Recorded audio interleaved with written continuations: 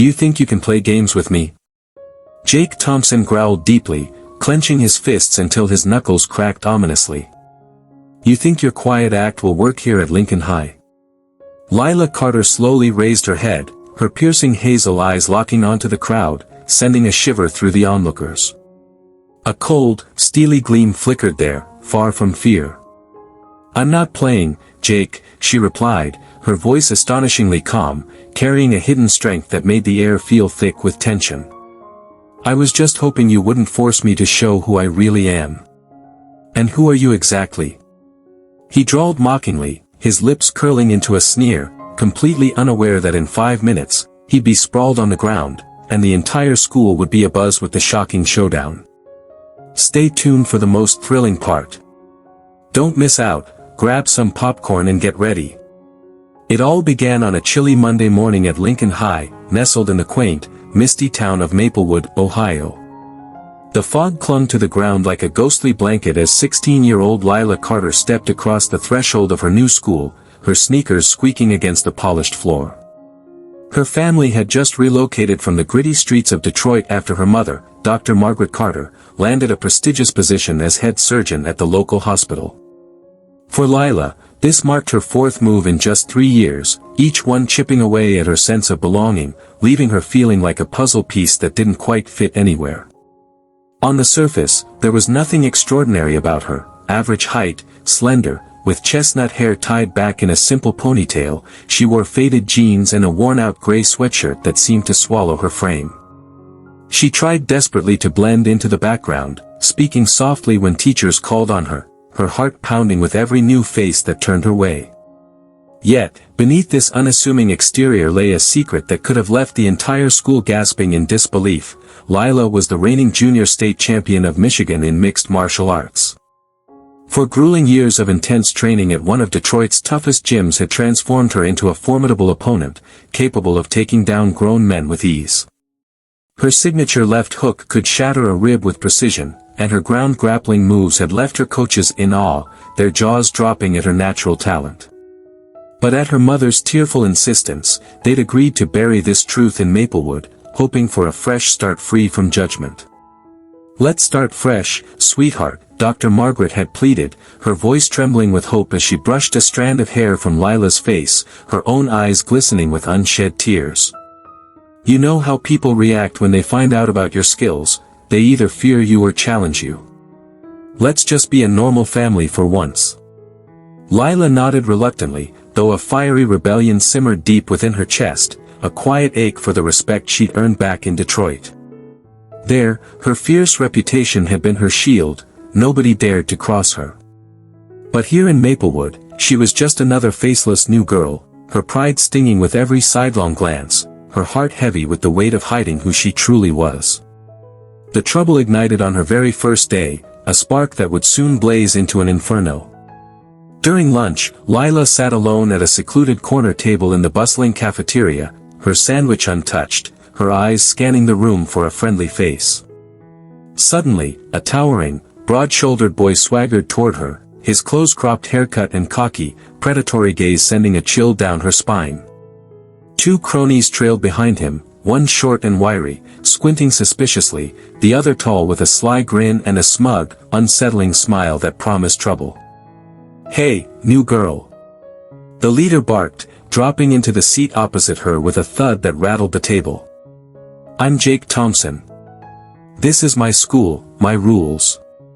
He jerked his thumb toward his buddies, Kyle and Ryan, who snickered like hyenas, their eyes gleaming with malice. Lila glanced up from her sandwich, her expression neutral despite the rapid thumping of her heart. Nice to meet you. I'm Lila. Lila? Jake repeated, rolling the name on his tongue like it was a joke, his voice dripping with disdain. Where are you from? Detroit. Detroit. Kyle cackled, his laughter echoing with mockery, the sound grating on Lila's nerves like nails on a chalkboard. So, you think you're better than us just because you're from the big city? I don't think that, Lila said softly, taking another bite, her calm demeanor masking a growing unease that twisted in her gut like a coiled spring. But I think you do. Jake leaned in closer, his breath sour with arrogance, his eyes glinting with the thrill of intimidation. "See, sweetheart, we've got a simple system here. Newcomers need to show respect, especially big city girls who think they're too cool for us small-town folks." Lila felt a tight knot of anger twist in her chest, her pulse quickening as memories of past battles flooded her mind. That tone, that arrogance, it was all too familiar, a painful echo of the bullies she'd faced in Detroit, the ones who'd underestimated her and paid the price. Yet, she'd promised her mother to stay out of trouble, to keep her fists unclenched and her past buried. "I don't want any trouble," she said, her voice steady as she pushed her chair back to stand, her movements deliberate, though her hands trembled slightly with the effort of restraint. "Where do you think you're going?" Ryan planted a heavy hand on her shoulder, stopping her in her tracks, his grip firm and threatening. "We're not done talking yet. What exactly do you want?" Her voice carried a steely note, a subtle warning that the boys, in their arrogance, failed to notice, their laughter drowning out the danger in her tone. "Just a little respect," Jake sneered, his smirk widening as he leaned back in his chair, crossing his arms like a king on a throne. "Say, $5 a day for protection. You know, in a new school, all sorts of things can happen to a lonely girl, like getting lost in the wrong hallway, or maybe tripping down the stairs." Lila slowly took in their faces, her gaze lingering on each one. In Jake's eyes, she saw the predator's certainty that his prey wouldn't fight back. Kyle was smirking, savoring the show like a vulture circling a carcass. Ryan was just waiting for her to break, his fingers twitching with anticipation. Her stomach churned with a mix of fear and fury, but she forced herself to remain composed, her training kicking in to steady her racing heart. "I need to think about it," she finally said, her voice low, her eyes never leaving Jake's. "Of course," Jake replied magnanimously, spreading his arms wide as if granting her a royal favor. "You've got until tomorrow." Then he leaned closer, his breath hot on her face, his voice dropping to a menacing whisper. "Oh, and Lila, don't even think about snitching. The teachers here love us. My dad sponsors the football team, and I'm the star quarterback. You'd just be wasting your breath." When they finally sauntered off, their laughter echoing down the hall, Lila sat for a few more minutes, her fists clenched beneath the table, her nails digging into her palms hard enough to leave crescent-shaped marks. She could have ended it right then, one precise punch, and Jake would have spent the rest of the day in the nurse's office, clutching his bruised ego and a broken nose. But the promise she'd made to her mother held her back, a heavy chain around her fiery spirit, though it strained against its bonds with every passing second. After school, Lila walked home through Maplewood's quiet streets, her mind racing faster than her footsteps. $5 a day was $150 a month, over $1,000 for the whole year. And that was just the beginning.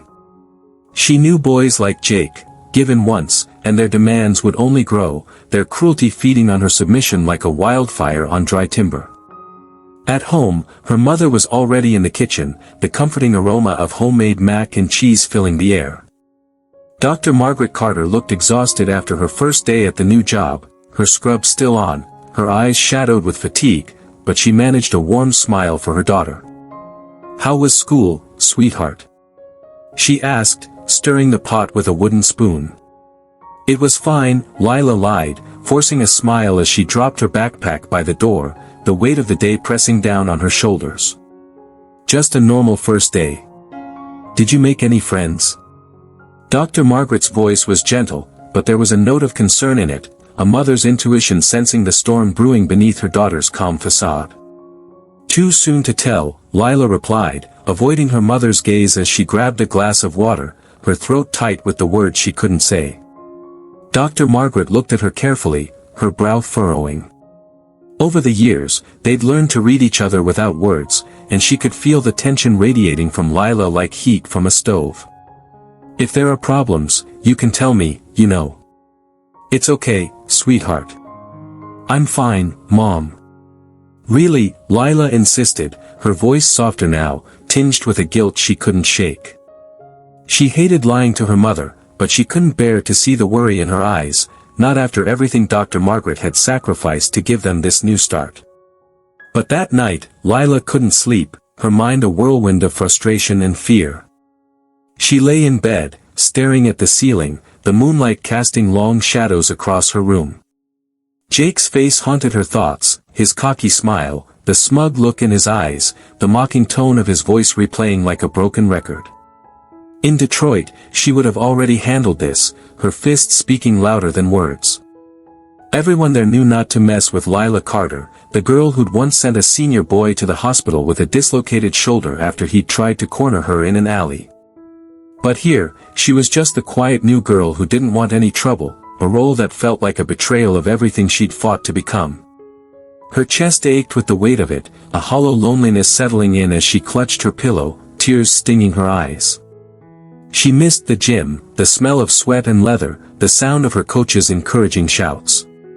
Most of all, she missed feeling like herself. The next morning, Tuesday, things escalated faster than Lila could have imagined. She had barely stepped inside the school, her backpack slung over one shoulder, when Jake and his friends intercepted her at the stairwell, their presence looming like a dark cloud. "Well, have you thought it over?" Jake asked, getting straight to the point, his voice sharp with impatience as he crossed his arms, his football jersey stretched tight over his muscular frame. "I'm not paying you," Lila said firmly, her jaw set, her heart pounding with a mix of defiance and dread. The smile slid from Jake's face like ice melting in the sun. "What did you say?" "I said no," she repeated, her voice steady despite the storm raging inside her. For a few seconds, they stared at each other, the air crackling with tension, the hallway around them falling silent as students sensed the brewing conflict.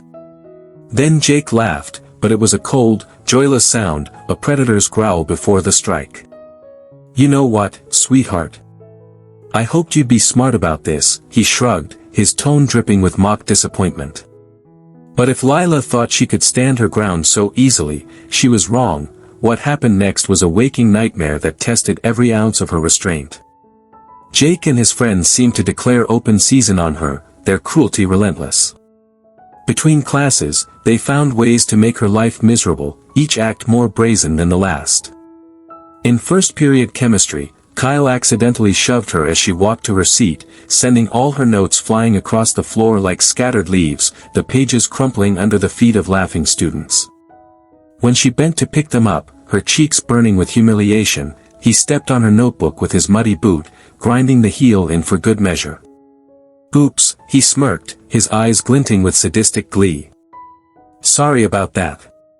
Between second and third periods, Ryan slammed her into a wall in the crowded hallway, the impact hard enough to make her shoulder throb with pain, a sharp gasp escaping her lips. She clenched her teeth, refusing to give him the satisfaction of a reaction. "Watch where you're going," he barked as he walked off, high-fiving a teammate as if her pain were a trophy. By lunch, the tension had reached a boiling point, the air thick with the threat of an explosion. Lila sat at the same table as the day before, her tray untouched, her hands clasped tightly in her lap as she tried to focus on her breathing, a technique her coach had taught her to control her anger. But Jake had other plans. He approached again, this time with half the football team in tow, their laughter loud and menacing, drawing the attention of the entire cafeteria. "Word has it," he announced loudly, making sure every student nearby heard, his voice booming over the chatter, "that the new girl doesn't want to respect our traditions. Thinks she's too good for our rules." Conversations at neighboring tables hushed, heads turning, eyes wide with curiosity and dread. "Jake, please," Lila said quietly, her voice barely above a whisper, her hands trembling slightly as she fought to keep her composure. "I just want to get through school in peace. And I just want you to understand your place," he shot back, leaning down closer to her, his shadow swallowing her small frame. "See, when someone ignores my requests, it makes me look bad," he said, his tone mockingly sweet as he picked up her plate and slowly dumped the contents in her lap. Hot soup soaked her jeans, the scalding liquid seeping through the fabric, vegetable chunks splattering on the floor with a wet splat. "Oh no, what a mess," Jake feigned concern, his voice dripping with sarcasm as the cafeteria erupted in laughter, the sound a cruel cacophony that echoed in Lila's ears. Someone even pulled out their phone, filming the humiliation, the camera flash a harsh spotlight on her shame. Lila sat there, unmoving, feeling the soup seeping through her clothes, her face burning with a mix of rage and embarrassment. Inside her, a storm was brewing, cold and controlled, but no less dangerous, her heart pounding so hard she thought it might burst. "What are you waiting for?" Jake sneered, his voice cutting through the laughter like a knife. "Clean it up." Lila stood up slowly, soup dripping from her jeans, leaving dark stains on the floor, her hands clenched into fists at her sides. The laughter around her grew louder, a mocking chorus, but she didn't hear it. Her focus was singular, her gaze locked on Jake, her hazel eyes burning with a fire he couldn't comprehend. "You just made a big mistake," she said, her voice quiet but sharp, slicing through the noise like a blade, carrying a promise of retribution that sent a shiver down the spine of anyone paying close attention. "And what are you going to do about it?" Jake laughed, his tone dripping with derision. "Run to the principal. Call your mommy." Lila didn't answer. She grabbed her backpack, her movements deliberate, and walked out of the cafeteria, leaving behind puddles of soup and peals of laughter, her head held high despite the humiliation, her resolve hardening with every step. In the bathroom, she locked herself in a stall and tried to scrub the stains from her jeans with a wad of paper towels, but it was no use, the fabric was ruined, the smell of vegetable soup clinging to her like a badge of shame. Her hands were shaking, not from fear, but from the rage she was barely holding back, her breaths coming in short, sharp gasps. For years of training had taught her to channel her aggression, to use it wisely, to strike with purpose rather than impulse. But today, that control was slipping, the dam of her restraint cracking under the pressure of her anger. She could still hear the laughter echoing in her mind, could still see Jake's smug face, and for a moment, she imagined storming back into the cafeteria, her fist connecting with his jaw, the satisfying crunch of bone under her knuckles. The thought was so vivid, so tempting, that she had to grip the edge of the sink to steady herself, her reflection in the mirror showing a girl on the edge of breaking. Desperate for guidance, she pulled out her phone with trembling fingers and dialed the number of her old coach back in Detroit, the only person who truly understood her struggle. "Master Johnson, this is Lila Carter," she said, her voice tight with emotion as she fought back tears. "Lila, how's the new school?" His gruff voice came through, warm and familiar, a lifeline in the storm. "Not so great," she admitted, her throat tightening. "I've got a problem with some local bullies." There was a pause on the line, the kind of pause that told her he was choosing his words carefully. Master Johnson had known Lila since she first walked into his gym as a scrawny 12-year-old, her face bruised from a run-in with high schoolers who'd beaten her up for her lunch money. He'd seen her transform from a frightened child into a warrior, and he knew the fire that burned within her. "What's going on?" he asked, his tone gentle but firm. Lila gave him a short rundown of the situation, her voice breaking slightly as she recounted the soup incident, the humiliation, the constant threats. When she finished, he sighed, the sound heavy with understanding. "Listen to me carefully, girl. I know your mom wanted you to keep your skills hidden, and that's smart. But sometimes secrets become dangerous." "What do you mean?" Lila asked, her brow furrowing as she wiped a stray tear from her cheek. "If you keep letting them push you, they'll only get worse," he explained, his voice steady, a beacon of wisdom. "Boys like that, only strength stops them. But remember, if you decide to act, do it smart, not at school, not in front of witnesses, and don't cause any real harm." "I remember your lessons," Lila said, her voice steadier now, bolstered by his words. "Good," he replied, a note of pride in his tone. "And Lila, no matter what, you have the right to defend yourself. Don't ever forget that."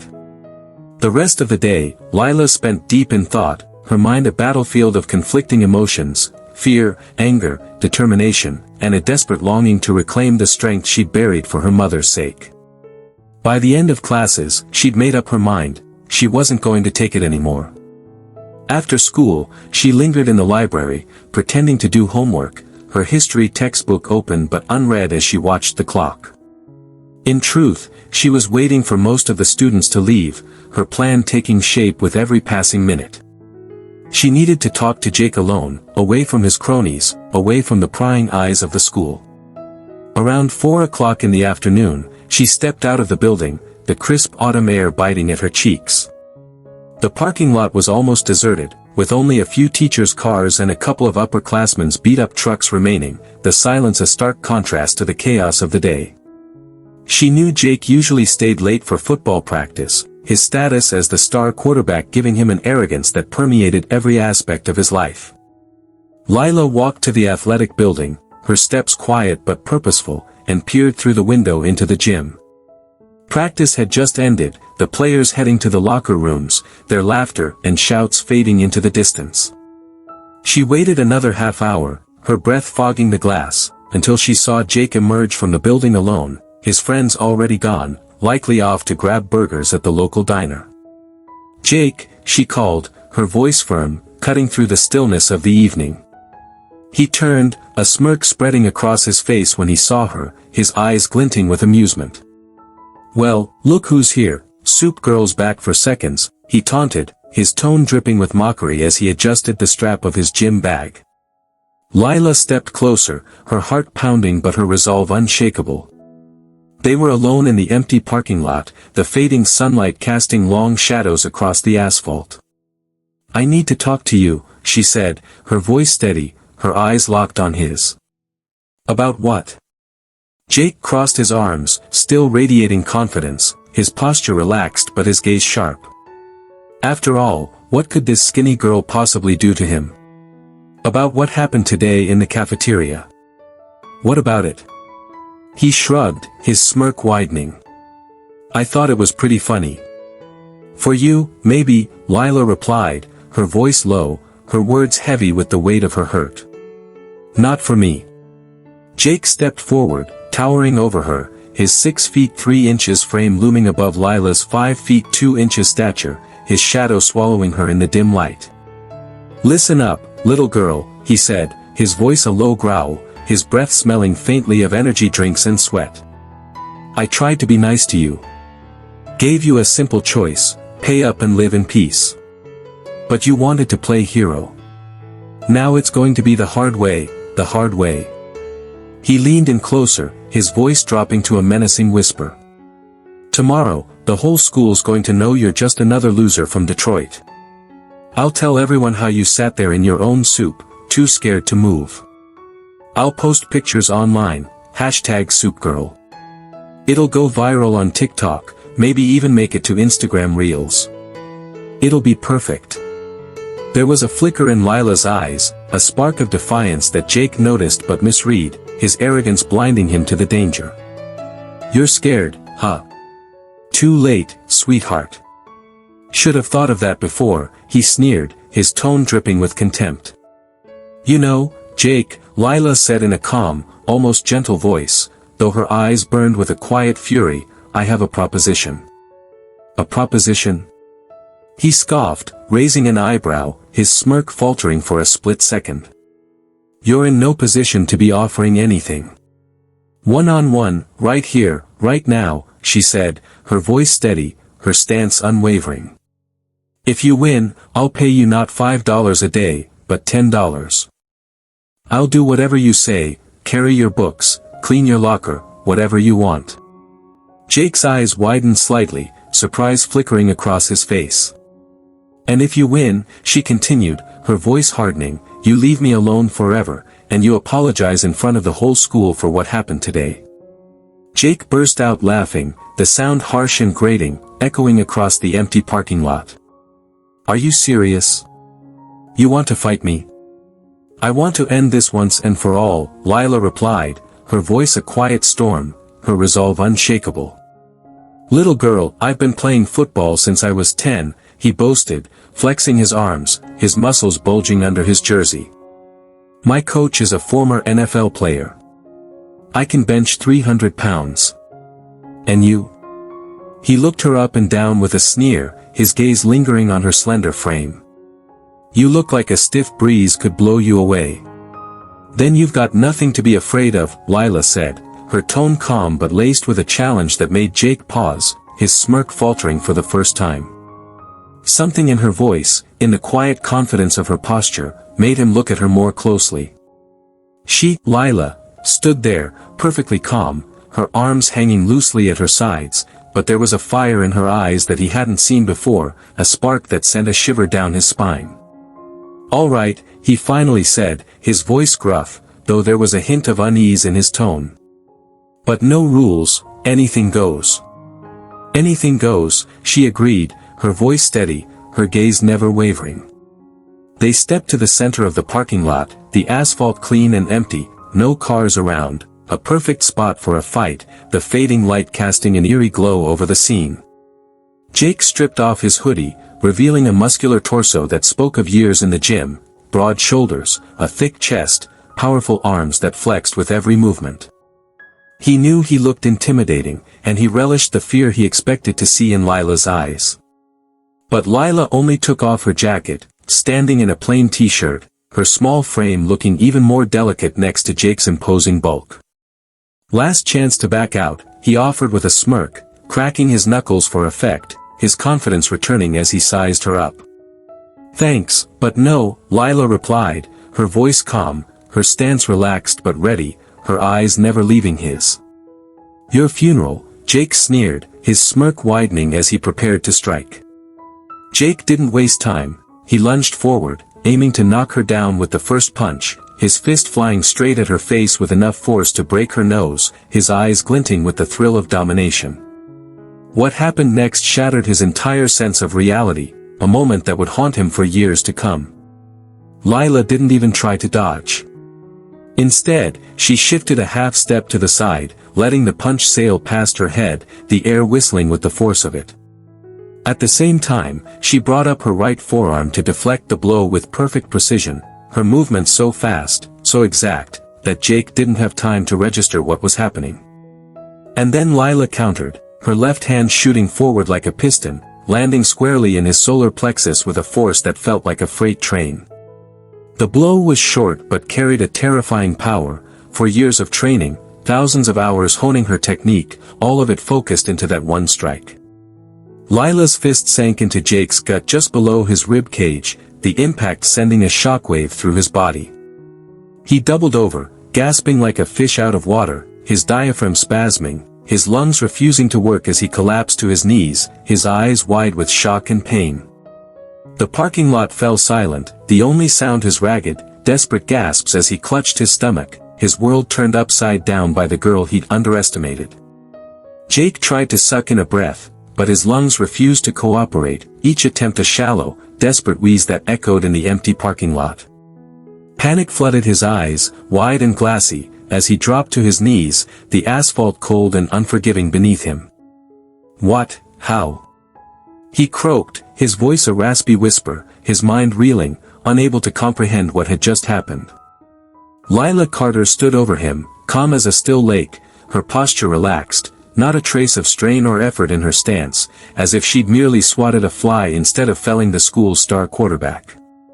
"First rule of fighting," she said softly, her voice steady but laced with an edge of authority, "never underestimate your opponent." Jake tried to rise, his pride urging him to stand, to fight back, but his legs wobbled like a newborn foal's, refusing to cooperate. That punch to the solar plexus had been delivered with surgical precision, enough to incapacitate him without causing lasting harm, a testament to Lila's control and skill. You box." He managed to whisper, his voice trembling, his ego bruised as much as his body. "Not boxing," Lila replied, crouching down so their eyes were level, her hazel gaze piercing through him like a blade. "Mixed martial arts, 4 years of intensive training, Michigan State Junior Champion, 23 fights, 21 wins." Jake's eyes widened with horror, his breath catching in his throat as the reality of his mistake sank in, cold and heavy like a stone in his gut. "But you know what's the most interesting part?" Lila continued, her voice calm but carrying a weight that made Jake flinch. "I didn't even use a tenth of my strength. If I had, that punch would have cracked your ribs and hit your spine." She stood and stepped back a few paces, her movements deliberate, her gaze never leaving his. I moved here hoping to live a normal life. I'm tired of people being scared of me, or challenging me just to prove a point. My mom asked me to hide my skills, and I agreed, she added, her voice softening, a flicker of vulnerability crossing her face as she thought of Dr. Margaret's hopeful smile. I wanted to be just another girl, to have friends, to go to school dances, to not always be the fighter. Jake finally managed to draw a shaky breath, slowly pushing himself to his feet, clutching his gut as he stared at Lila with new eyes, a mix of fear and grudging respect replacing his earlier arrogance. But you didn't give me that chance, Lila's voice turned cold, her words sharp as a winter wind. You thought I was an easy target. You were wrong. Look, I didn't know, Jake started, his voice hoarse, his hands raised in a feeble attempt at defense, his confidence shattered. Of course you didn't, Lila cut him off, stepping closer, her presence commanding despite the height difference.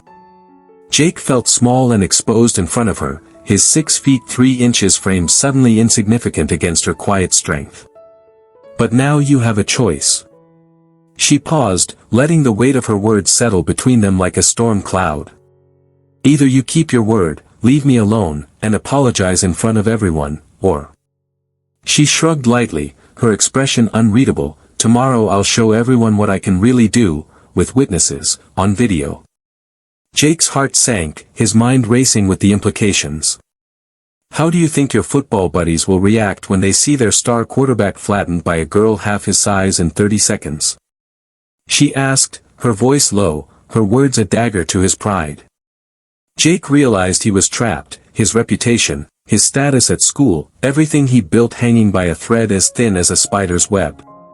The thought of his teammates, guys who idolized him, who chanted his name at every game, seeing him humiliated like this was unbearable, a nightmare he couldn't escape. All right, I'll do it. Smart boy, Lila said, her tone clipped, a faint smirk tugging at the corner of her lips as she picked up her jacket, slinging it over her shoulder with a casual grace. Oh, and Jake, she called, turning back to look at him, her eyes glinting with a warning that sent a chill down his spine. If you or your friends so much as look at me, or any other student here, the wrong way, I'll know. And then our next conversation will be very different. She walked away, her silhouette fading into the twilight, leaving Jake standing alone in the empty parking lot, clutching his stomach, unable to believe what had just happened. Half an hour ago, he'd been the king of Lincoln High, untouchable, invincible. Now, he felt like a dethroned prince, his crown shattered on the cold asphalt, his world turned upside down by a girl he dismissed as nothing. The next morning, the whole school was buzzing, whispers spreading like wildfire through the halls of Lincoln High. Jake Thompson, the terror of freshmen, the untouchable leader of the seniors, the golden boy who'd led the football team to the state semifinals, walked up to Lila in the crowded hallway, his head bowed, his teammates trailing behind him like a pack of confused wolves. I'm sorry, Lila, he said, his voice loud enough for everyone to hear, completely sincere, though his cheeks burned with embarrassment. What I did yesterday was wrong. I was a complete jerk. Students around them stood with their mouths hanging open, their eyes wide with disbelief. Jake Thompson apologizing to the new girl? One freshman whispered, clutching her books to her chest. No way, another muttered, snapping a quick photo on his phone, the image destined to go viral on the school's unofficial Snapchat story. Thank you, Jake, Lila said calmly, her voice steady, her expression composed, though her heart raced with a mix of relief and triumph. I accept your apology. From that day on, the atmosphere at Lincoln High changed completely, a shift as tangible as the crisp autumn air.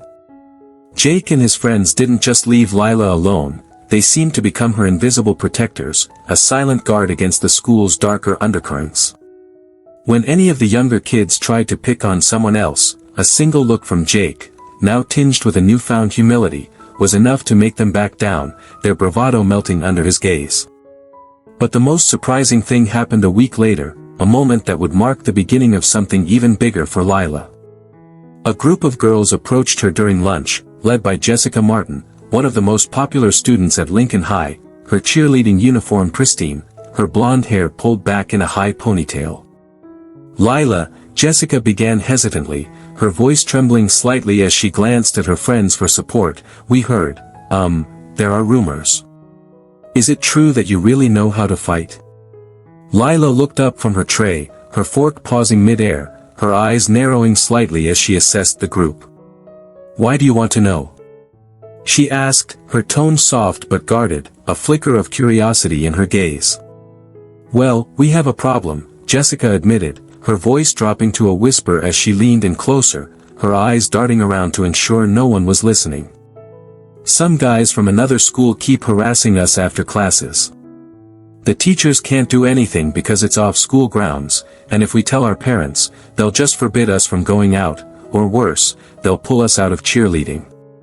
Lila looked closely at the girls, her heart softening as she saw the fear and desperation in their eyes, a mirror of the fear she'd once felt as a scrawny 12-year-old in Detroit.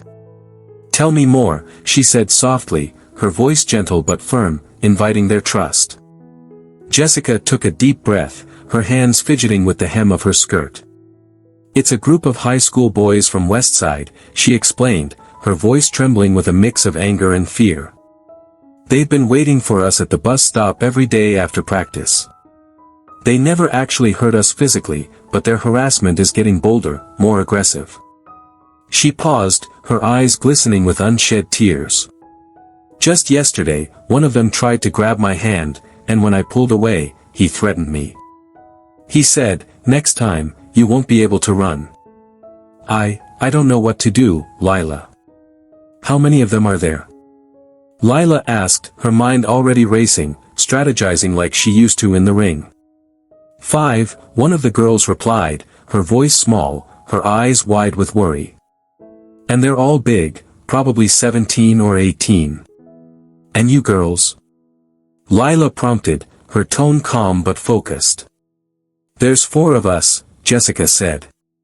We usually go together, but that doesn't seem to stop them. Lila thought for a moment, her fingers tapping lightly on the table as she weighed her options. 5 against 1 wasn't great odds, even for her, but the girls needed help, and the teachers and parents couldn't do much in this situation, not without escalating things in a way that might make it worse. All right, she said finally, her voice resolute, a spark of determination in her eyes. After school today, go to the bus stop as usual. I'll be there. What are you going to do? Jessica asked, a tremor in her voice, her hands clasping together nervously. We'll see what the situation calls for, Lila answered calmly, her tone reassuring, though her mind was already preparing for a fight. At 3:45 p.m., Lila took her position at the bus stop, her backpack slung over one shoulder as she sat on the bench, pretending to read a dog-eared copy of The Outsiders, a book she'd always loved for its themes of loyalty and standing up for what's right. But her eyes never left the area, scanning the surroundings with the precision of a hawk, her senses heightened, every rustle of leaves putting her on edge. Jessica and her friends arrived a few minutes later, standing a little apart, exchanging nervous glances, their cheerleading uniforms a stark contrast to the tension in their postures. The West Side boys showed up right on schedule, their arrival announced by the sound of their sneakers scuffing the pavement, their laughter loud and menacing. 5 big teenage boys in athletic gear, their cocky faces and arrogant swagger a mirror of Jake's crew, strutted toward the girls. Their leader, a tall blonde with a jagged tattoo of a snake on his neck, immediately zeroed in on Jessica, his grin predatory. Well, look who we have here, he said loudly, his voice carrying over the quiet street. Our favorite princesses from Lincoln High. Leave us alone, Travis, Jessica tried to sound brave, her voice shaking as she took a step back, her friends clustering closer together. Are we bothering you? Travis sneered, his grin widening, his eyes glinting with malice. We're just having a little chat. He stepped closer, his hand reaching out toward Jessica. By the way, yesterday you ran off too quickly, didn't even give me a chance to get to know you better. He reached out to touch her cheek, his fingers brushing the air inches from her face. Jessica shrank back, her breath hitching, but one of his friends stepped behind her, cutting off her escape, his presence a looming threat. "Don't be scared, sweetheart." "I don't bite," Travis said mockingly, his tone dripping with false sweetness, his laughter a cruel taunt. That was when Lila stepped in, her book snapping shut with a sharp thud as she stood, her movements fluid and deliberate. "Excuse me," she said, walking up to the group, her voice calm but firm, her eyes locked on Travis. "Could you move, please? The bus will be here soon, and you're blocking the way." Travis turned to her, his eyes narrowing as he sized her up, his gaze lingering on her small frame with a mix of amusement and disdain. "And who the hell are you?" he demanded, his voice a low growl, his tattooed neck flexing as he crossed his arms. "I'm a student at Lincoln High, and these girls are my friends," Lila replied, her tone even, her stance relaxed but ready, her heart pounding with a mix of adrenaline and determination. "I see," Travis scoffed, his smirk returning, though there was a flicker of uncertainty in his eyes. "Well, why don't you run along? We're having a little chat with your friends here." "I'm afraid that's not going to happen," Lila said evenly, her voice steady, her gaze unyielding. "They don't want to talk to you." Travis took a step closer to Lila, his nearly 6 feet 7 inches frame towering over her, making her look tiny in comparison, his shadow swallowing her in the fading light. "Listen, little girl," he growled, his voice low and menacing, his breath hot with the smell of cheap energy drinks. "Stay out of this, or you'll get what's coming to you." "And what exactly will I get?" Lila asked, her voice calm and steady, a quiet challenge that made the other boys burst out laughing, their amusement a harsh chorus that echoed down the street. They thought it was hilarious that this small, fragile-looking girl wasn't scared of their leader, their laughter a mix of mockery and disbelief. "You know what?" Travis turned to his friends, his grin widening, though his eyes betrayed a flicker of unease. "I like this one. She's got some fire. Maybe we should take her with us," one of the boys, a stocky brunette with gold teeth glinting in the sunlight, added, moving behind Lila with a predatory smirk. "Good idea, Trav. It's been a while since we had some fresh company." He reached out to grab her shoulders, his hands inches from her skin. That was his mistake, a fatal miscalculation that would change everything. Lila didn't even turn around, her instincts honed by years of training kicking in like a reflex. In a single fluid motion, she snapped her left elbow back, aiming for his solar plexus with pinpoint accuracy. The blow was short but powerful, a burst of controlled force that sent the boy doubling over, gasping for breath as he fell to his knees, his eyes wide with shock, his hands clutching his stomach.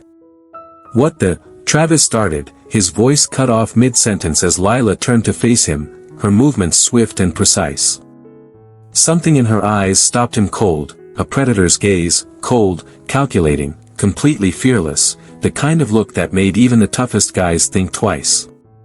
"You have 2 minutes to get out of here," she said quietly, her voice low, her words a promise rather than a threat, her stance unshakable.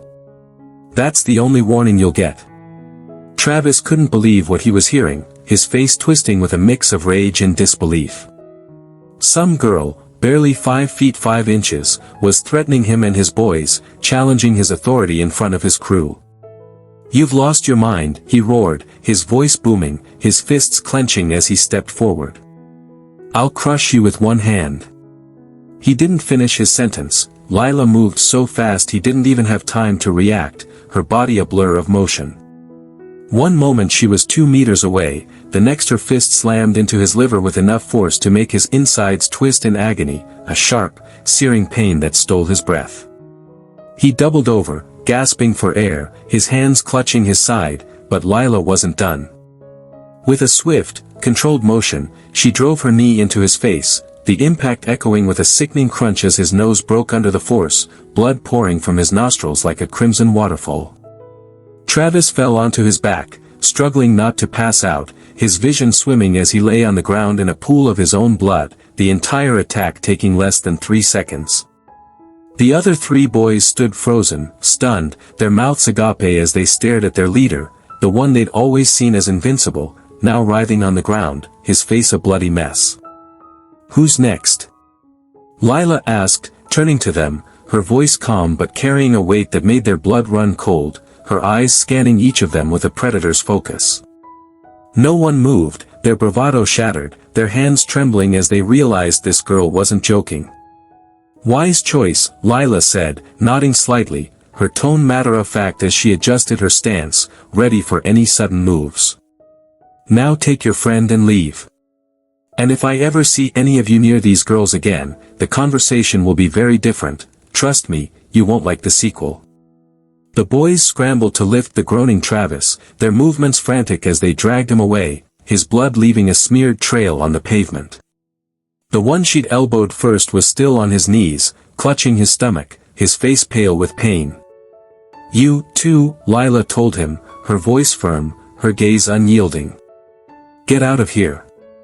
He stumbled to his feet, casting a terrified glance her way before scurrying off after his friends, their retreat a chaotic mess of fear and humiliation.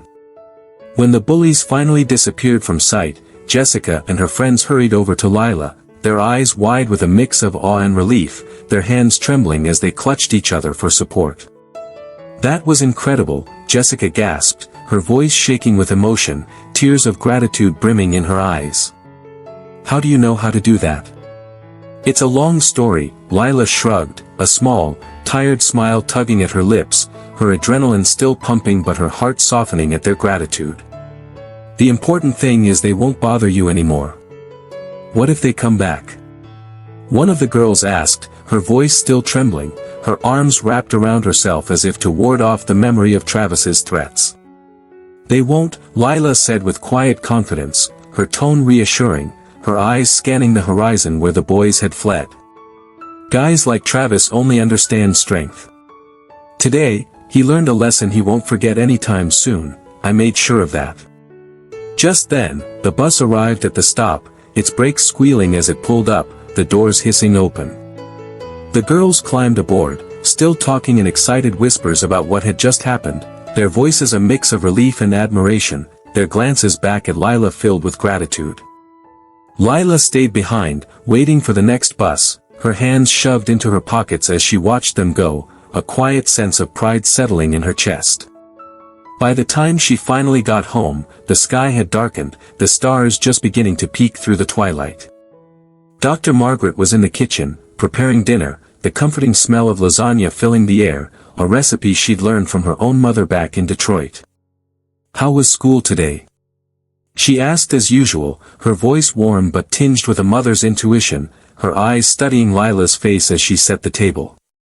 "Better," Lila replied with a small smile, her tone lighter than it had been in days, a weight lifted from her shoulders. "Much better." Dr. Margaret studied her daughter closely, her brow furrowing slightly. Something had shifted in Lila over the past few days, she seemed more confident, more at ease, the constant tension that had been in her movements since their arrival in Maplewood now gone, replaced by a quiet strength that made Dr. Margaret's heart swell with pride, though a flicker of worry lingered in her chest. "Did you make some new friends?" she asked carefully, her hands pausing as she placed a plate on the table. "Yeah," Lila said, her smile widening, a genuine warmth in her voice. "Turns out there are some pretty good kids here, I think I'm starting to find my place." "I'm glad to hear that," Dr. Margaret said, her smile softening, though her eyes still searched Lila's face for any sign of trouble. Lila went up to her room and sat down at her desk, the soft glow of her lamp casting a warm light over her textbooks. She opened her history book, but her mind was far from the Revolutionary War, her thoughts replaying the day's events, the fight with Jake, the confrontation at the bus stop, the gratitude in Jessica's eyes. Today had changed everything for her at this new school. She no longer needed to hide or pretend to be weak and defenseless, she could finally be herself, the fighter, the protector, the girl who'd fought for her place in the world and won. For the first time since moving to Maplewood, she felt a flicker of hope, a sense that maybe, just maybe, she could belong here after all. The next day, everyone at Lincoln High had heard about what happened at the bus stop, the story growing with every retelling, whispered in the halls, shared over Snapchat and Instagram, each version more dramatic than the last. But the heart of it remained the same, the new girl from Detroit had taken down 5 senior boys from Westside, all by herself, a David and Goliath tale that had the whole school buzzing. Students from every grade came up to Lila, their curiosity and admiration palpable. Some just wanted to say hi, their shy smiles a stark contrast to the cold stares she'd faced on her first day. Others asked her how to stand up for themselves, their voices tinged with a hope she recognized all too well. A few girls, emboldened by the rumors, wondered if she could show them some self-defense moves. Of course, Lila agreed, her voice warm, a spark of excitement in her eyes. I think that would be really useful, for all of us. She made arrangements with the wrestling team's coach, a gruff but kind-hearted man named Coach Daniels, to use the gym after school, the smell of sweat and rubber mats a comforting reminder of her days in Detroit. Within a week, she had a group of about 20 students, mostly girls, but a few boys, too, their faces a mix of nervousness and determination as they gathered in a semicircle around her. Lila taught them the basics of self-defense, how to hold their hands to protect their faces, where to aim when they had to strike, solar plexus, nose, knees, how to break free from a grab with a quick twist of the wrist. She explained that in a fight, strength wasn't as important as technique and the ability to stay in control, her voice steady and encouraging, her movements precise as she demonstrated each move. Remember, she told her students, her tone firm but kind, the best fight is the one you avoid. But if you can't avoid it, you strike first, you strike hard, and you finish it quickly. The classes quickly became popular, not just with the students but with the teachers, too, who began to drop by after hours, their curiosity piqued by the whispers of Lila's skills. Even the school principal, Mr. Anderson, a stern but fair man with a penchant for plaid ties, took notice, his interest sparked by the positive changes rippling through the school. One afternoon, he called Lila into his office, the walls lined with photos of past football victories and academic awards, a testament to Lincoln High's proud history. Lila, he said, his voice warm but serious as he leaned back in his chair, what you're doing is really important. These days, kids need to know how to protect themselves, especially with all the trouble brewing in this town. Thank you, Mr. Anderson, Lila replied, her hands clasped in her lap, a mix of pride and nervousness fluttering in her chest. I spoke to your mother, he continued, his tone softening, a small smile tugging at his lips. She told me about what you accomplished back in Detroit, state champion, huh? Why did you keep your skills a secret? Lila paused, her mind flashing back to Dr. Margaret's tearful plea, the weight of her mother's hopes pressing down on her. I thought it would be easier, she admitted, her voice quiet, her eyes dropping to the floor. I thought I could just live a normal life, be a regular teenager, go to prom, join a club, not have to fight every day to prove myself. And how's that working out? Mr. Anderson asked gently, his tone free of judgment, his eyes kind but searching. Lila looked up, a thoughtful expression crossing her face, a realization dawning on her like the first light of dawn. You know what I've realized? Hiding who you really are isn't living, it's just existing. Real life starts when you stop being afraid to be yourself. Mr. Anderson smiled, his eyes crinkling at the corners, a spark of admiration in his gaze. Wise words for a 16-year-old, he said, his voice warm with respect. I had to grow up fast, Lila said simply, a faint smile tugging at her lips, though her eyes held the weight of her past, the scars of battles fought and won. About a month after the incident with the West Side boys, something else happened that firmly cemented Lila's reputation at Lincoln High, a moment that would become the stuff of school legend. A big mixed martial arts federation came to town, hosting an exhibition at the local sports center to scout for young talent, their banners fluttering in the wind, promising a day of excitement and opportunity. Many of Lincoln High's students went to watch, the air buzzing with anticipation, the stands packed with cheering teens and proud parents. Lila didn't plan on participating, she just went to watch with Jessica and the other girls, her hands stuffed into the pockets of her hoodie as she took in the familiar sights and sounds of the ring, the smell of sweat and leather, the roar of the crowd, the electric energy that made her heart race. But when the organizers announced an open ring for anyone who wanted to spar, the crowd of students around Lila erupted, their excitement uncontainable. They started chanting her name, their voices a rising tide that echoed through the sports center. Lila. Lila. Lila. The sound washed over her, a mix of pride and nervousness fluttering in her chest as she felt the weight of their expectations. Mike Rotner, a former professional fighter and one of the event organizers, noticed the commotion, his curiosity piqued by the fervor of the crowd. A burly man with a shaved head and a scar across his cheek, he approached the group, his voice booming over the noise. "What's going on?"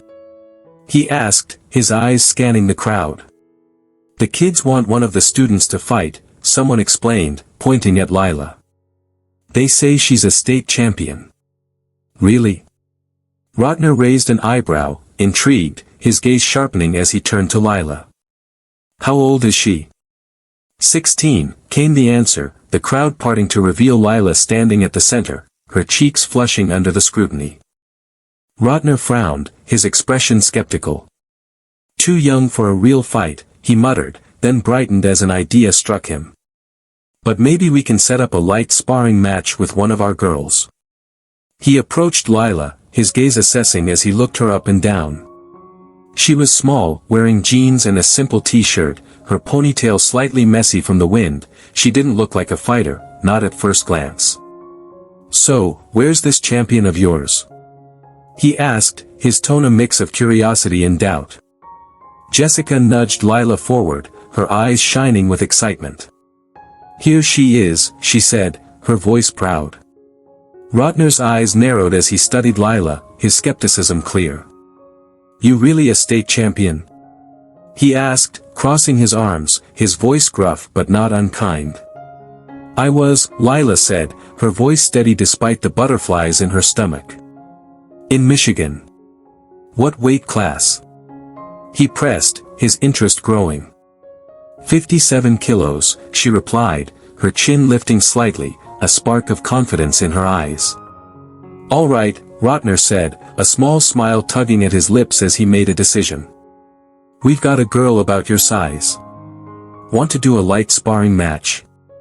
No hits to the head, and you'll be wearing protective gear." Lila glanced at her classmates, their faces alight with hope and excitement, their chants still ringing in her ears. They believed in her, their faith a warm glow in her chest, and she couldn't let them down, not after everything they'd been through together. "All right," she said, her voice firm, a determined glint in her eyes as she stepped forward, ready to show the world who she really was. A few minutes later, Lila Carter stood in the center of the ring at the local sports center, the bright lights casting a warm glow over the packed stands, the air thick with the familiar scent of sweat and leather. She wore a protective helmet and gloves, her movements fluid as she adjusted to the gear, her heart pounding with a mix of nerves and excitement. Her opponent was Kelly Rose, a 20-year-old up-and-coming professional fighter with 4 amateur fights under her belt, her lean frame radiating confidence as she bounced lightly on her toes during their warm-up. "Don't worry, kid," Kelly said with a friendly grin, her voice carrying over the hum of the crowd. "This is just an exhibition, no pressure." Lila just nodded, a small smile tugging at her lips. She felt completely at home, the roar of the crowd, the tension in the air, it was all so familiar, a return to the world she'd left behind in Detroit. The referee gave the signal to begin, his whistle piercing the noise, and the match was underway. Kelly started carefully, feeling Lila out with a few light jabs, her fists darting forward to test her reaction. Lila calmly blocked or dodged them, her movements precise, not rushing to attack, her years of training guiding her every step. Decent defense, Kelly thought, impressed but determined to push further. She decided to turn it up a notch, launching a 3-strike combo, a left jab, a right cross, and a swift kick to Lila's side. Her technique was flawless, her speed impressive, honed by months of professional training, but Lila was ready. She dodged the first 2 punches with a graceful sidestep, then caught the kick mid-air, her grip firm as she pulled Kelly off balance and swept her legs out from under her with a swift motion. Kelly crashed to the mat, stunned, the thud of her fall echoing through the gym, a collective gasp rising from the crowd. Lila immediately followed her down, taking the fight to the ground with the instincts of a seasoned fighter. Kelly was strong on the mat, her muscles flexing as she tried to regain control, but Lila was stronger, her technique honed by years under Master Johnson's tutelage. With a few quick transitions, smooth and deliberate, she had Kelly locked in a choke hold, her arms wrapped tightly but controlled, her breathing steady.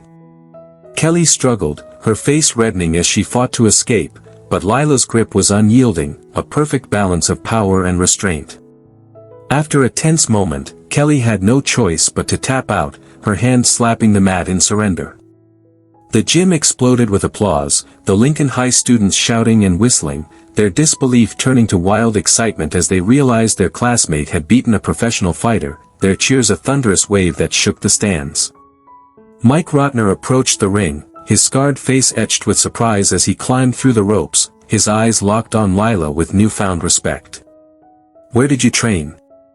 he asked, his voice gruff but curious, his clipboard tucked under his arm. "In Detroit, at Master Johnson's gym," Lila replied, pulling off her helmet, her chestnut hair falling loose, a sheen of sweat on her forehead. "Johnson?" "I know him," Rotner said, a flicker of recognition in his eyes. "He's a great coach, tough as nails. Trained some of the best fighters I've seen." He looked thoughtful for a moment, stroking his chin as he studied her. "Listen, would you be interested in pursuing this seriously? You've got the talent to achieve something big, maybe even go pro. I could get you in touch with some scouts." Lila glanced over at her classmates, their eyes wide with admiration and excitement, their cheers still ringing in her ears. In the crowd, she spotted Dr. Margaret Carter, her mother's face beaming with pride, tears glistening in her eyes as she clapped alongside the other parents. "Thanks for the offer," Lila said with a small, genuine smile, her voice warm but firm. "But right now, I just want to be a high school student. There are more important things I need to take care of here, like helping my friends and building something good at Lincoln High." Rotner nodded, a hint of disappointment in his expression, but also respect. "Fair enough, kid. The door's open if you change your mind." After that exhibition match, Lila's fame spread far beyond the school, a wildfire of recognition that reached every corner of Maplewood. Local newspapers ran headlines like "Lincoln High Teen Takes Down Pro Fighter." And a short feature aired on regional TV, showcasing her skills and her story, the anchor's voice filled with awe as clips of the match played on screen. But for Lila, none of that was what mattered most. The media buzz was fleeting, a distant hum compared to the deeper change she felt within herself.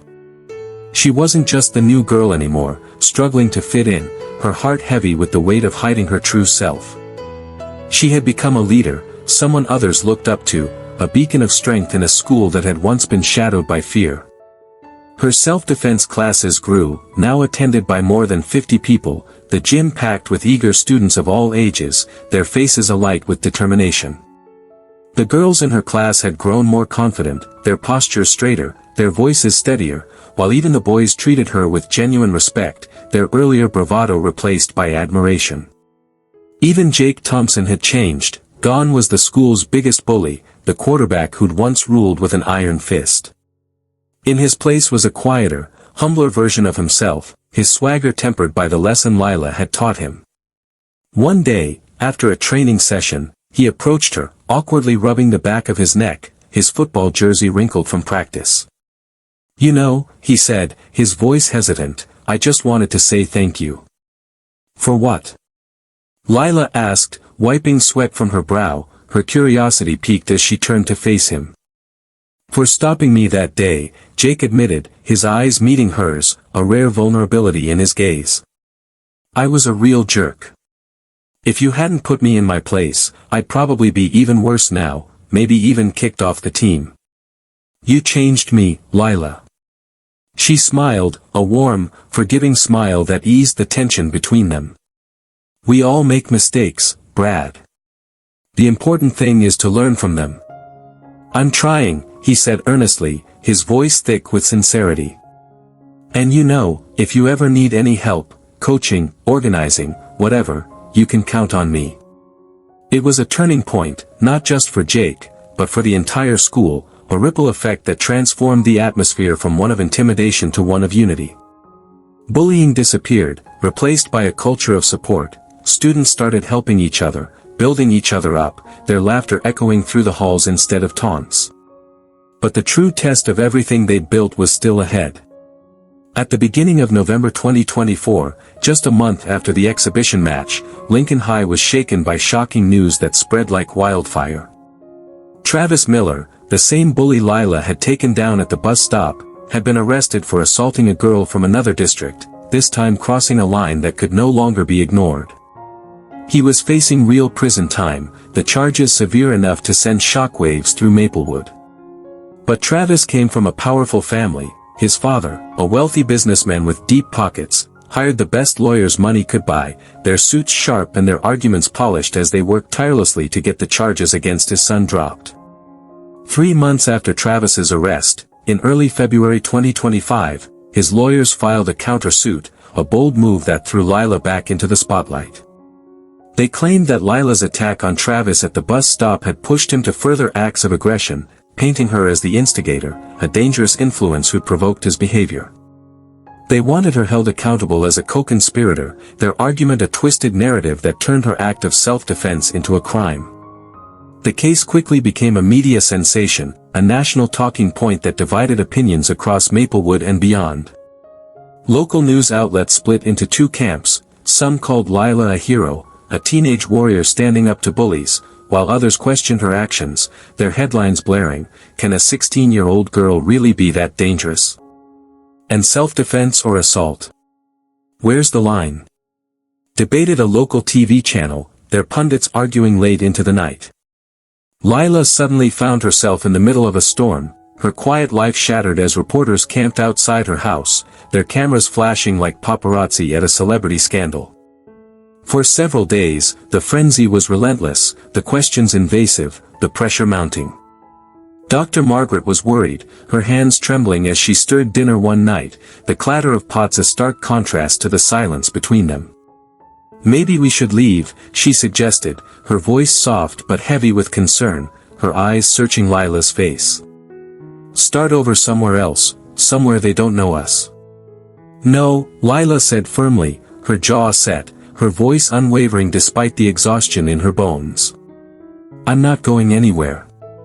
I didn't do anything wrong." "But this case," Dr. Margaret started, her brow furrowing with worry. "This case will reveal the truth," Lila interrupted calmly, her eyes meeting her mother's, a quiet strength in her gaze. "And the truth is on our side." The trial was set for 2 months later, in early April 2025, a date that loomed over Lila like a dark cloud. Travis's lawyers tried to paint her as a violent girl with serious mental issues, someone who used her fighting skills to hurt innocent people, their words dripping with manipulation as they spun a tale of a troubled teen gone rogue. But they had overlooked one crucial fact: Lila had witnesses, a wall of support that stood unshakable. On the day of the trial, the courtroom was packed, the air thick with anticipation as students from Lincoln High came to support her, their faces a sea of encouragement, alongside teachers, parents, and even some community members who'd heard her story. Jessica Martin and her friends sat in the front row, silently cheering her on, their hands clasped tightly, their eyes brimming with pride. Travis's lawyer opened with an emotional speech, his voice trembling with feigned sincerity as he painted his client as a boy who'd gotten caught up in a normal teenage encounter that spiraled out of control. "Ladies and gentlemen of the jury," he said, his hands clasped dramatically, "this is the story of a simple attempt at teenage flirtation that turned into a savage beating. My client was merely trying to get to know some girls, like any boy his age might." "Objection," Lila's lawyer interrupted, his voice cutting through the courtroom like a knife, standing tall in his navy suit. "Your Honor, Mr. Miller is not the defendant here." "Sustained," the judge said, his gavel rapping sharply. "Watch your phrasing, counselor." Undeterred, Travis's lawyer continued, but when it came time for witness testimony, the narrative began to crack, the foundation of his argument crumbling under the weight of the truth. Jessica Martin was the first to take the stand, her cheerleading posture straight but her hands trembling as she adjusted the microphone.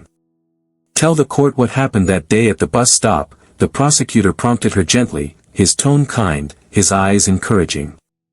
Travis Miller and his friends have been harassing us for weeks, Jessica said, her voice shaking at first but growing stronger with each word. They said disgusting things, called us names, made threats. They tried to touch us. That day, Travis tried to grab my face. When I pulled away, one of his friends stood behind me so I couldn't run. And then what happened? The prosecutor asked, leaning forward slightly. Lila stepped in, Jessica said, her voice gaining strength, her eyes shining with gratitude. She told them to leave us alone, but they started threatening her too. Who attacked first? The prosecutor pressed.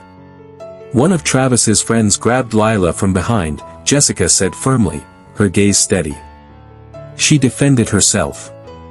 Travis's lawyer tried to undermine Jessica's testimony, his questions sharp and probing, but she held her ground, her resolve unshakable, her words a testament to the truth. Other girls, along with a few random bystanders who'd witnessed the incident, all testified to the same thing. Lila had acted in defense of herself and the other girls, her actions a necessary shield against aggression. But the most powerful testimony came from Lila herself, her voice clear and steady as she took the stand, her shoulders squared, her eyes meeting the jury's with quiet confidence. Miss Carter, the prosecutor said, addressing her gently, his tone respectful, could you tell the court about your history with sports? Lila stood up, her hands clasped in front of her, and began to speak, her voice carrying the weight of her journey. She told them about how she'd started training in martial arts after she herself had been bullied at school in Detroit, her face bruised, her spirit broken until Master Johnson took her under his wing. She spoke of the years of discipline, the competitions she'd won, the medals she'd earned, and how her training had taught her not just to fight, but to control her aggression, to use her strength as a tool for protection rather than destruction. My coach always said, she continued, her voice softening with memory, that real strength isn't about causing pain. It's about knowing when to stop. That day at the bus stop, she added, her eyes steady, I could have seriously hurt those boys. But I used the minimum force necessary to stop them. And what did you feel in that moment? The prosecutor asked, his voice gentle, inviting her truth. Responsibility, Lila said without hesitation, her voice ringing with conviction. For the girls they were trying to hurt, for myself, and for showing them that what they were doing was wrong. Travis's lawyer tried to shake her during cross-examination, his questions aggressive, his tone accusatory as he leaned forward, his suit jacket straining. You admit you struck my client, he pressed, his voice sharp. Yes, Lila said, her voice calm, her gaze unflinching. And that it was a strong blow. Strong enough to stop him, she answered simply, her words measured. Did you consider that you might seriously injure him? He asked, his eyes narrowing. I had full control over the strength of the blow, Lila said, her voice steady, her training evident in her composure. My coach taught me how to measure my force according to the situation. But you could have just run away, couldn't you? The lawyer asked, leaning forward, his tone dripping with challenge. Lila met his gaze with a steady, unwavering look, her heart pounding but her resolve ironclad. And what about those girls? Were they supposed to run, too? For how long? Someone had to stop your client, and I did. The courtroom erupted in applause, the sound a wave of support that washed over Lila, though the judge quickly called for order, his gavel rapping sharply against the bench. The final statements were a formality, the prosecutor's arguments clear and compelling. Lila had acted within the law to defend herself and others, her actions a model of restraint and courage. The jury needed only 20 minutes to reach a verdict, their deliberation swift but thorough. The decision was unanimous, not guilty on all counts. When the judge read the verdict, the room filled with applause again, the sound a thunderous celebration of justice. Lila hugged Dr. Margaret, her mother crying tears of relief and pride, her arms tight around her daughter. Thank you for believing in me, Lila said to her classmates who had stayed until the very end, their faces beaming with joy, their support unwavering. We always believed in you, Jessica said with a smile, her voice warm, her eyes shining. "You taught us the most important lesson, not to be afraid, to be strong." After the trial, life began to return to normal, the media losing interest as the reporters stopped crowding outside their house, their cameras fading into the distance. But the changes Lila had started didn't fade, they grew stronger, a legacy that took root in Lincoln High. Her self-defense classes were officially added to the school's physical education program, the administration giving her a dedicated space in the gym and the equipment she needed, punching bags, mats, gloves, transforming it into a hub of empowerment. Professional instructors joined in to help, their expertise complementing Lila's passion, but she remained the main coach, her voice a guiding light for her students. She taught more than just fighting techniques, she taught the psychology of self-defense, how to recognize a dangerous situation, how to avoid conflict, how to help others without putting yourself at unnecessary risk. Remember, she would tell her students, her tone firm but kind, her hands demonstrating a block, strength isn't just physical skills. Real strength is confidence in yourself, standing up for what's right, and being ready to protect the vulnerable. Her words resonated not only with the students but also with the adults, parents of the kids, teachers, and even some people from the community began attending the classes, their faces a mix of determination and gratitude. Lila's classes became a place where people of all ages learned how to be brave, how to stand tall in the face of fear, a community forged in the fire of her quiet courage and fierce determination. It was more than self-defense, it was about building a community, a movement that spread beyond the school walls, a testament to the power of one person's actions. Lila had become a symbol, a proof that even the most ordinary person could change the world around them, her story inspiring teens across Maplewood to embrace their own strength. But the most important change happened within her. Lila no longer tried to hide her true self, she understood that accepting who she was, with all her scars and triumphs, was the first step to making the world a better place. One evening, as she walked home after another training session, the sky a deep indigo with stars beginning to twinkle, a stranger approached her. Lila immediately tensed, her body shifting into a defensive stance, her instincts sharp from years of training. "Lila Carter?" he asked, his voice gentle, his hands raised to show he meant no harm. "Yes," she said cautiously, her eyes narrowing as she assessed him, a middle-aged man with kind eyes and a tired smile, his coat slightly worn at the edges. "My name is Dan White," he said, his voice warm. "I'm the father of one of the girls you protected from those bullies at the bus stop." Lila relaxed a little, her shoulders easing, a flicker of recognition in her eyes. "Oh, I see. How's your daughter doing?" "She's great," Dan replied, his smile widening. "And you know why? Because she's been coming to your classes. She's become a different person, confident, strong, and ready to stand up for herself." He paused, searching for the right words, his voice thickening with emotion. "I just wanted to say thank you, not just for protecting her that day, but for teaching her to protect herself. That's the greatest gift you could give a child."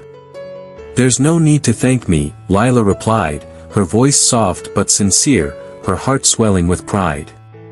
"I'm just doing what I believe is right." "You know what?" Dan said quietly, his eyes meeting hers, a depth of gratitude in his gaze. "It's people like you who make the world a better place." When Lila got home, Dr. Margaret was already asleep, the house quiet except for the soft hum of the refrigerator. She quietly slipped into her room and sat by the window, looking up at the starry sky, the same sky she'd stared at a year ago when she'd arrived in Maplewood, a frightened girl hoping to go unnoticed. Today, she was a leader, a teacher, a protector, someone she had always been meant to be. It hadn't been easy, she'd faced prejudice, conquered her fears, and weathered a very public scandal, each challenge forging her into something stronger, something unbreakable. Lila understood one essential truth: you can't hide from your destiny. You can try to be someone else to fit into the expectations of others, to shrink yourself to avoid conflict, but sooner or later, your true nature will come out, like a river breaking through a dam. And when that happens, you have to be ready to take responsibility for your strength, to wield it with purpose and care. The next day at school, Lila was in for a surprise that would mark a new chapter in her journey. Principal Anderson called her to his office, where members of the city council, the parents' committee, and the local press were gathered, their faces a mix of pride and anticipation. "Lila," the principal said solemnly, his voice carrying the weight of the moment, "the city council has decided to award you an honorary medal for courage and service to the community. You're the youngest person in our town's history to receive this award." Lila was stunned, her breath catching in her throat as she stared at the small, gleaming medal in the mayor's hands, the ribbon a deep blue against the gold. She had never imagined her actions would be recognized in such a way, her heart pounding with a mix of humility and pride. "Thank you," she said, accepting the medal with trembling hands, her voice soft but steady. "But I want to share this award with everyone who stood by me, with my students who found the strength to change, with my classmates who believed in me, with the teachers who helped me grow, and with my mom, who gave me the courage to be myself." Her speech was short but deeply sincere, her words resonating through the room as she held the medal aloft. She spoke about how true strength didn't come from physical skills, but from the willingness to stand up for the truth, to help the weak, and to never be afraid to be yourself. "Each of us can be a hero," she concluded, her voice ringing with conviction. "We just have to find the courage to take that first step." In her final year at Lincoln High, which began in the fall of 2024 and stretched into the spring of 2025, Lila became the student council president, her election a landslide victory that reflected the trust and admiration of her peers. She used that position to completely dismantle the last remnants of the school's hierarchy of power and intimidation, her leadership a force for change that reshaped the culture of Lincoln High. She helped establish an honor court, a body that resolved conflicts between students through reconciliation and understanding rather than punishment, its meetings held in a quiet room adorned with inspirational quotes, a testament to her vision. "The goal isn't to punish the bully," Lila explained to those learning how the honor court worked, her voice calm but firm, her hands gesturing to emphasize her point. "It's to help them understand why their behavior was wrong and to guide them toward change." The system worked. Within months, the number of serious conflicts at the school dropped to nearly zero, the halls filled with laughter instead of tension. After the award ceremony, a reporter from the Maplewood Gazette approached Lila, his notepad in hand, his pen poised as he smiled at her. "Miss Carter," he began, his voice eager, "your story has inspired so many people. What's next for you?" Lila paused, her eyes drifting to the window where students milled about, their faces bright with hope. "I'm not sure yet," she said, her voice thoughtful, a small smile playing on her lips. "But I know I want to keep helping people, maybe study psychology after graduation, open a youth leadership center, something to give back to kids like me who need a chance to find their strength." The reporter nodded, scribbling furiously, his eyes alight with the promise of a follow-up story. As Lila walked away, the medal heavy but comforting against her chest, she felt the weight of her journey, and the promise of a future where her strength could light the way for others. "What are you planning to do next?" the reporter from the Maplewood Gazette asked, his pen poised over his notepad, his eyes bright with curiosity as he stood in the bustling hallway after the award ceremony. "I hear a lot of sports federations are offering you professional contracts." Lila Carter paused, her honorary medal glinting under the fluorescent lights, a quiet smile tugging at her lips as she adjusted the ribbon around her neck.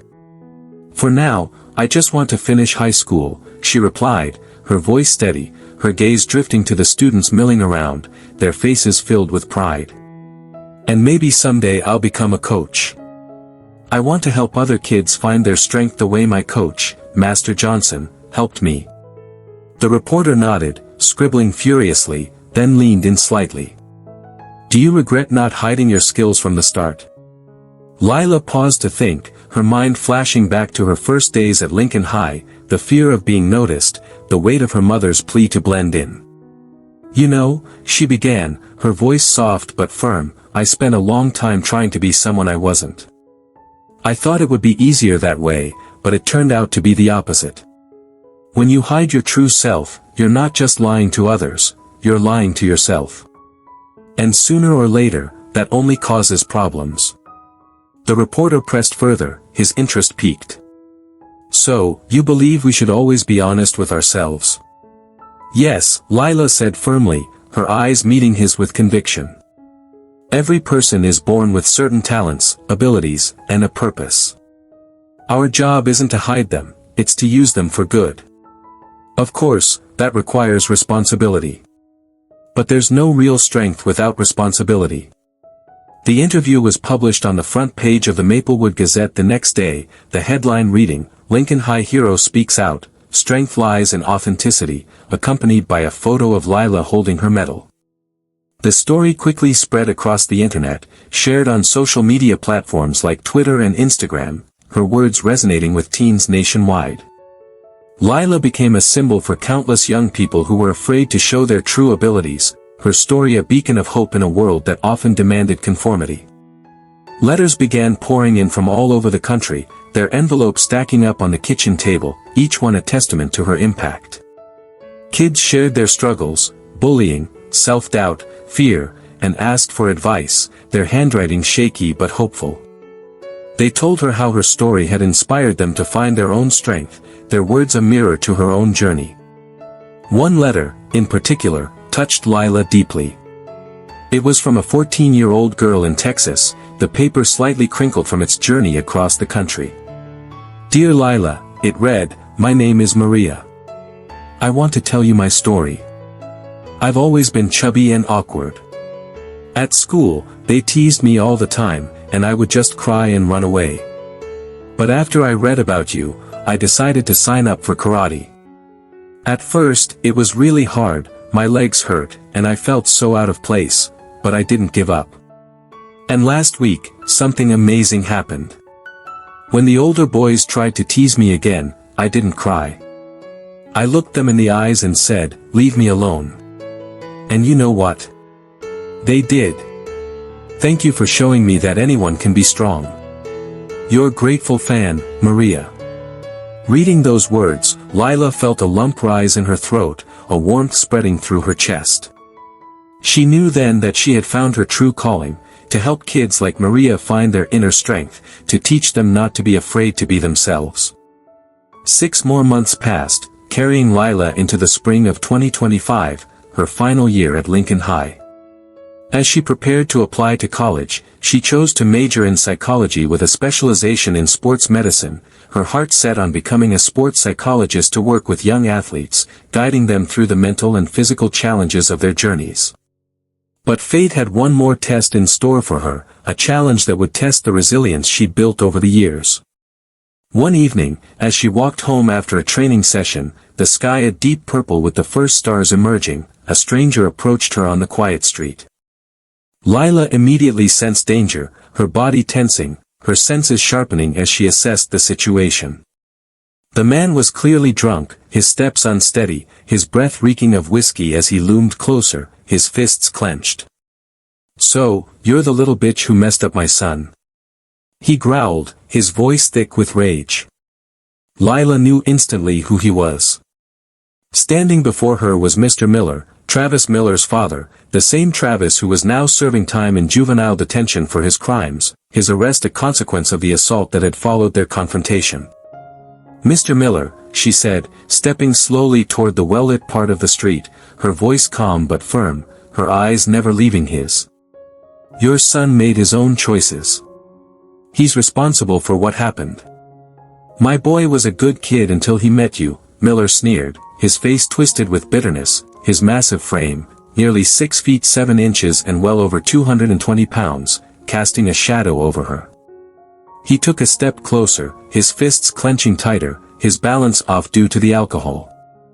Lila assessed him calmly, noting his sloppy movements, his impaired reflexes, her training kicking in like a second nature. "Calm down," she said firmly, her voice cutting through his anger. "Leave before I call the police." "Police?" He laughed, a bitter, broken sound that echoed off the nearby houses. "First, I'll show you what it's like to be weak." He lunged at her, his hands reaching for her shoulders, his intent clear. Lila was ready. She slipped out of his grasp with a fluid sidestep, her body moving with the grace of years of practice, and drove a short, precise punch into his solar plexus. The alcohol dulled his reflexes, and he couldn't react fast enough, his breath exploding from his lungs as he doubled over, gasping for air. He tried to attack again, his rage fueling a clumsy swing, but this time, Lila knew she had to end it quickly. With a sharp, controlled blow to the jaw, she sent him crumpling to the pavement, unconscious, his body limp on the cold ground. She immediately pulled out her phone, her hands steady despite the adrenaline coursing through her, and called the police. Within minutes, a patrol car and an ambulance arrived, their sirens cutting through the night, red and blue lights flashing against the storefronts. When they got there, Mr. Miller was still out cold, his chest rising and falling shallowly. The paramedics diagnosed a mild concussion but confirmed no serious injuries, their voices professional as they loaded him onto a stretcher. Another self-defense case? The detective asked, a familiar face from the Travis Miller trial, his notepad already out as he studied Lila with a mix of respect and curiosity. He attacked me on the street, Lila said calmly, her voice even, her posture relaxed but alert. I defended myself. I understand, the detective said, nodding. Any witnesses? Lila looked around, her eyes catching the glint of a security camera mounted above a nearby store, its lens pointed directly at the scene. Luckily, the incident happened near a store, she said, gesturing toward the camera. The footage should show everything. The footage made everything crystal clear, Lila defending herself from a violent attacker, her actions swift and necessary. The case didn't even make it to court, the video evidence was undeniable, proving beyond doubt who the real aggressor was. Mr. Miller was held responsible for the assault and for making threats, facing charges that would add to his family's legal troubles. Lila was officially recognized as having acted in lawful self-defense, the police report a formality that closed the chapter on yet another confrontation. But the incident made Lila think, a shadow of concern settling over her as she walked home that night, the metal heavy against her chest. She realized that her reputation might not only attract admirers but also those who wanted to test her strength or seek revenge for past defeats, a burden she hadn't anticipated. That evening over dinner, the aroma of Dr. Margaret's homemade chili filling the kitchen, Lila turned to her mother, her fork pausing midair. Mom, I think we need to have a serious talk, she said, her voice quiet but resolute. About what, sweetheart? Dr. Margaret asked, setting down her fork, her eyes searching Lila's face with concern. About what happened today, and about what might happen in the future, Lila replied, her hands folding in her lap as she took a deep breath. She told her mother everything, the encounter with Mr. Miller, her fears and worries, how she was concerned not just for herself, but for her friends, her students, and everyone close to her. What if next time it's not just one drunk man, but a whole group? She asked, her voice trembling slightly, a rare crack in her usual composure. Are you afraid? Dr. Margaret asked quietly, her hand reaching across the table to cover Lila's, her touch warm and steadying. No, I'm not afraid, Lila said steadily, her eyes meeting her mother's, a flicker of determination in her gaze. But I'm worried. I don't want anyone I care about to get hurt because of me. Dr. Margaret was silent for a long moment, her mind turning over the implications, her heart swelling with pride despite the fear. You know what, Lila? She said finally, a gentle smile breaking through her concern.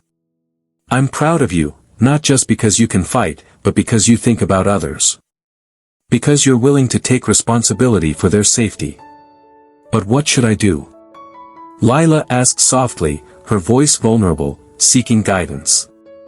Exactly what you've always done, Dr. Margaret said with a gentle smile, her eyes shining with love. Be yourself. Protect those who need protection. And never let fear control your life. The next day at school, everyone was talking about what had happened, the story spreading quickly around town like a brush fire, whispered in the halls and shared on social media. Lila had defended herself again, her reputation as a protector growing with each retelling. Students from every grade came up to her, offering their support and encouragement, their voices a chorus of admiration, their eyes filled with gratitude.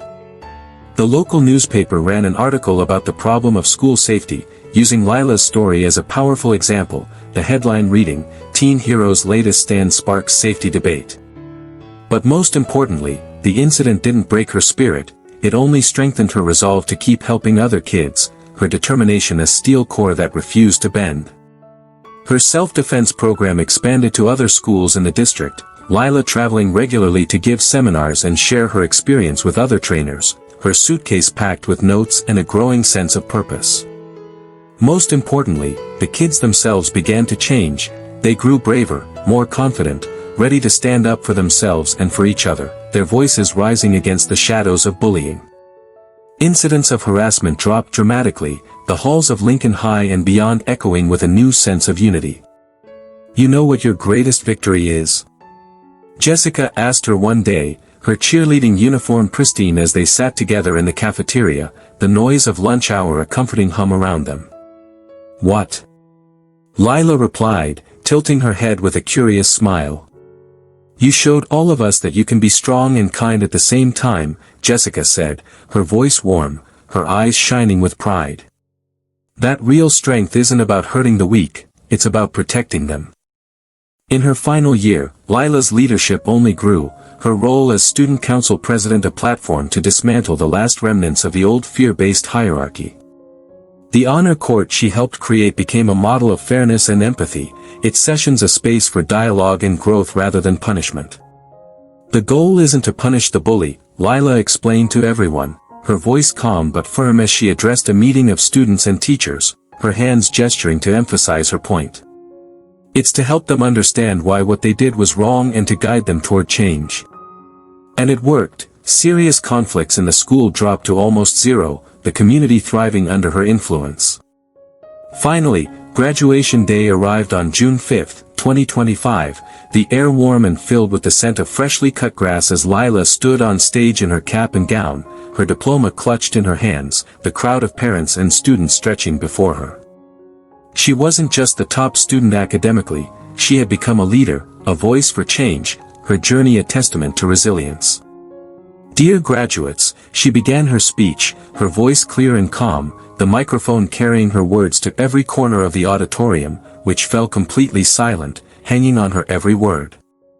"For years ago, I came to this school as a scared girl who just wanted to be invisible. I thought if I stayed quiet and small, I could avoid problems." She paused, a gentle smile breaking through as she looked out at the familiar faces of her friends and teachers. "But life taught me something different. Problems find us whether we hide or not. And then we have a choice, to give up or to fight. I chose to fight," she continued, her voice gaining strength, her eyes shining with certainty. "Not because I love to fight, but because there were people around me who needed to be protected. And you know what? It didn't just change their lives, it changed mine, too." The applause interrupted her briefly, a wave of support that warmed her heart, but she pressed on with quiet determination. "Today, we all go our separate ways, some to college, some to work, some to the military. But remember, wherever you are, always be yourself. Don't hide your talents. Don't be afraid to be strong. The world needs people who will stand up for truth and justice." She raised her diploma above her head, her voice ringing with conviction. "And one more thing, if you ever see someone being hurt, don't walk away. Lend a hand. Be the change you want to see in the world." The auditorium erupted in applause, a standing ovation that shook the rafters, her classmates, teachers, and parents all cheering for her, their voices a symphony of pride. When the ceremony ended, Jake Thompson came over to her, once the school's biggest bully, now about to enter college to study social work, his football days behind him but his heart open to a new path. "Lila," he said awkwardly, shifting his weight, a shy smile on his face. "I just wanted to say thank you again." "For what?" she asked with a small smile, her eyes warm with understanding. For not breaking my nose that day," he laughed, rubbing the back of his neck, his voice lightening. "Even though I deserved it. But more than that, for showing me there was another way. If it weren't for that lesson, I might have turned out to be someone very different." We all make mistakes, Jake, Lila said gently, her voice soft but firm, a reflection of the growth they'd both undergone. The important thing is to learn from them. You know, Jake said thoughtfully, his eyes meeting hers, a depth of gratitude in his gaze. I've been thinking. Maybe everything happens for a reason. Maybe you came to our school because we needed you. Lila thought about that, her mind drifting to the day she'd stepped off the bus in Maplewood, a scared girl with a secret. Maybe he was right, maybe her move to this small town had never been an accident, but a destiny waiting to unfold. That night at home, Lila sat in her room packing her things, the soft glow of her desk lamp illuminating the suitcase she'd filled with clothes, books, and mementos, photos of her students, a letter from Maria, her medal. Tomorrow, she was leaving for Chicago, the city calling her with its promise of new challenges and opportunities, though she hadn't ruled out New York if the right program emerged. College would be a new life, a blank canvas, but she was no longer afraid of change. For years at Lincoln High had taught her the most important lesson of all: it didn't matter where you were or what you were facing. What mattered was who you were inside, the strength you carried in your heart. Her mother peeked into the room, her face soft with love as she leaned against the doorframe. "How are you feeling, sweetheart?" Dr. Margaret asked softly, her voice a gentle anchor. "Good," Lila said with a quiet smile, folding a sweatshirt into her suitcase, her hand steady. "I'm thinking about the future." "And what do you see?"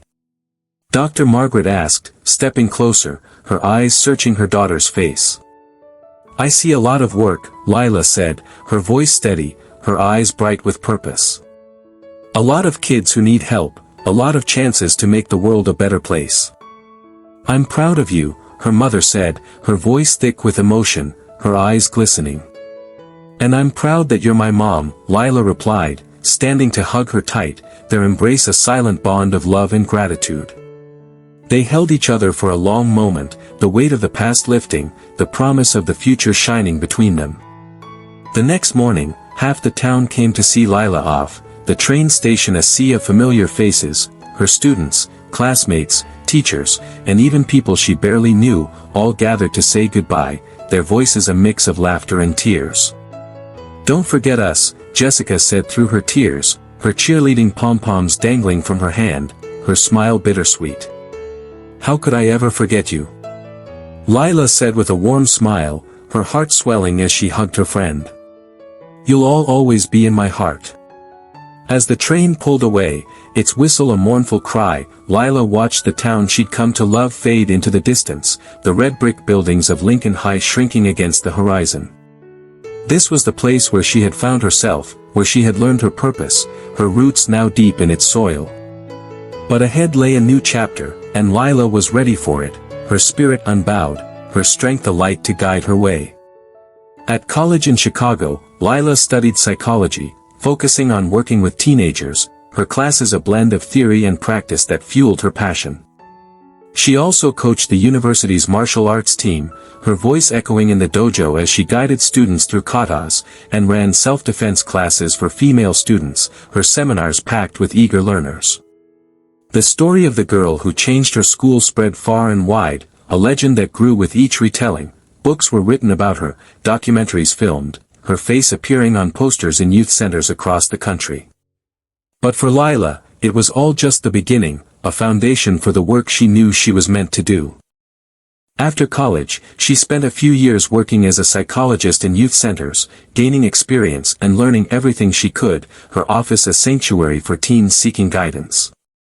Then, at the age of 26 in 2035, she opened her own center for developing young leaders in Chicago, starting small with a single office, a handful of students, and a vision that burned bright. But soon it grew. Teenagers from nearby towns came to train with her, kids who had faced bullying, kids who were afraid to stand up for themselves, kids who wanted to change the world around them. "Remember," Lila told them, her voice calm and strong, her hands demonstrating a block, "each of you was born for something great. Don't let anyone tell you otherwise. Be yourself. Fight for what's right. And never give up." Her center became one of the most respected in the region, a hub of empowerment that drew praise from educators and community leaders alike. Some of her graduates returned to their own communities to start similar programs, their enthusiasm a ripple effect that spread across Illinois and beyond. Slowly but surely, a network of allies grew, a movement born from Lila's quiet courage. Within a few years, by 2040, Lila was recognized as one of the leading experts in her state on fighting school bullying, her name synonymous with resilience. She was invited to speak at conferences, consult with school districts, and help design educational programs, her words a call to action that inspired changemakers nationwide. But she never forgot where it all began. Every year on her graduation anniversary, June 5th, she returned to Maplewood, her suitcase packed with memories and hope. She met with old friends like Jessica, ran workshops for new generations of students, her laughter mingling with theirs in the gym where it all started. "You know what's amazing?" said the 30-year-old Lila in an interview with the Maplewood Gazette in 2045, her hair now streaked with a few strands of silver, her eyes still bright with purpose. "I used to think moving to that small town was the end of everything. But it turned out to be the beginning, because there, in that small town, I discovered who I wanted to be." Years went by, and Lila became not just a successful psychologist and coach, but an example to thousands of children in her region, a symbol that anyone could change their life and the lives of those around them if they found the courage to be themselves. And in the small town of Maplewood, in the gym at Lincoln High, there was a photograph of a slender girl with determined hazel eyes, her stance proud, her spirit unbreakable.